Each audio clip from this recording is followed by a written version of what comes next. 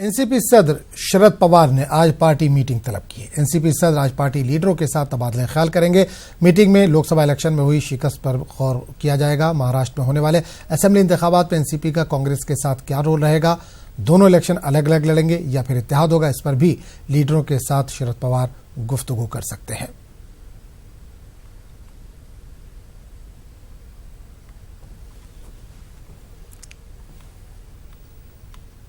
और इस पूरे मामले पर बात करने के लिए सीधे रुख करेंगे मुंबई का, जहां सभा नुमाइंदे वसीम अंसारी इस वक्त सीधे तौर पर जुड़ रहे हैं।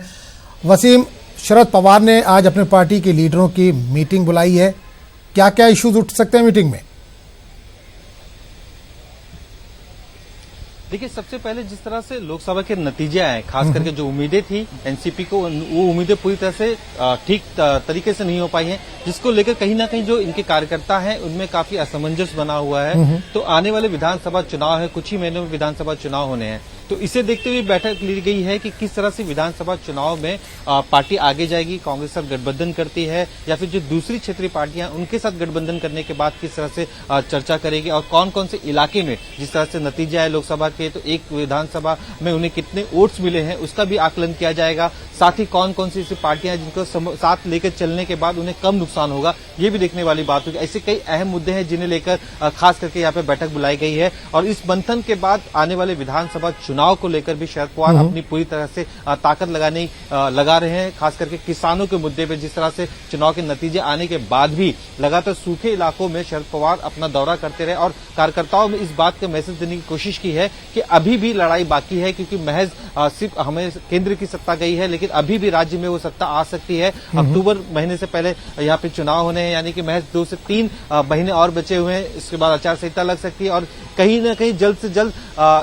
डेट डिक्लेयर हो सकती है। विधानसभा सत्र है, विधानसभा सत्र में ऐसे कौन से मुद्दे हैं जो उठाए जाए और स्थानिक लेवल पर लोगों का समर्थन पाया जा सके, इसे लेकर भी चर्चाओं का बाजार गर्म है। और जिस तरह से राहुल गांधी के साथ में बैठक हुई है, उस बैठक के बाद जो खबरें आने लगी है कि राष्ट्रवादी कांग्रेस का कहीं न कहीं विलीनीकरण की बात चल रही है कांग्रेस के साथ, इसे लेकर भी जो कार्यकर्ता है वो ये सोच रहे हैं कि क्या पार्टी का भविष्य आगे क्या हो सकता है, उसे लेकर भी चर्चा की जाएगी। किस तरह से जो अफवाहें हैं या फिर पार्टी आगे कुछ कदम उठा सकती है सत्ता में मजबूत होने के लिए, अगर वो इस तरह से जाते हैं तो उनका भविष्य में किस तरह का फायदा होगा, इसे लेकर भी चर्चा करने की आशंका जताई जा रही है। फिलहाल विधानसभा का जो चुनाव है ये इनका मकसद है, किसी भी तरह से ये पार्टी यहाँ पे मजबूत स्थिति में है और वो अपना सीएम यहाँ पे किसी भी तरह से बैठा पाए, इसे लेकर जितने भी पदाधिकारी हैं, चाहे वो कार्यकर्ता हैं या फिर एमएलए हैं जो चुनाव लड़ चुके हैं, जीत चुके हैं, या फिर विधायक है या फिर सांसद है, उन सभी की बैठक यहाँ पे बुलाई गई है। जी वसीम, एक चीज और जानना चाहे, आम चुनाव जो हुए उसमें एनसीपी और कांग्रेस का इत्तेहाद था, गठबंधन था, दोनों को नुकसान हुआ है, तो क्या आने वाले जो विधानसभा के चुनाव है, असेंबली के चुनाव है, उसमें भी गठबंधन हो सकता है? कांग्रेस के खेमे में और एनसीपी के खेमे में जो बड़े लीडर हैं उनका क्या कहना है इस ताल्लुक से?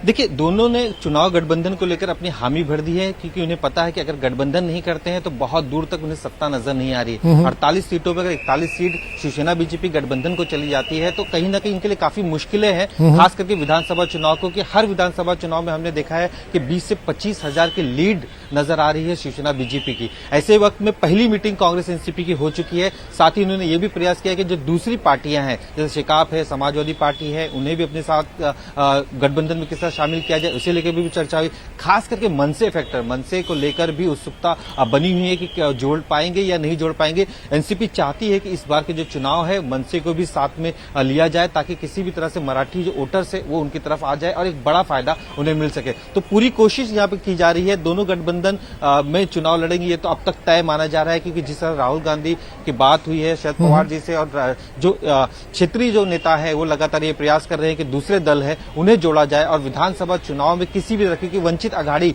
जो प्रकाश अंबेडकर की थी, उन्होंने बाकायदा काफी नुकसान यहाँ पे कांग्रेस और एनसीपी के कहता है 7 से 8 ऐसी सीटें थी जहां पे काफी क्लोज मार्जिन था और वहां पे सबसे ज्यादा वोट वंचित अघाड़ी ने ले लिया था। तो ऐसे वक्त में वोटों का बंटवारा ना हो, इसका भी खास ध्यान रखा जाएगा, और जो भी पार्टी जिसकी जिस तरह की ताकत है उसी आधार पर उनसे बैठक करके एक नतीजा बनाने की कोशिश की जा रही है कि